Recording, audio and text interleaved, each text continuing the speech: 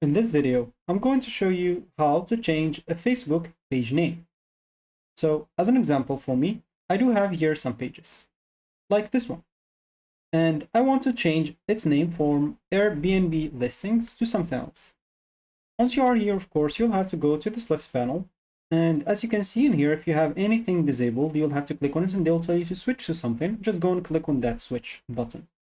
This is if you have anything disabled. But for me, I have everything enabled. So I'll go in this left panel, click on settings. And here again, I'm going to this left panel and I'm going to click on page setup. I'll find myself here. So I'm going to click on name.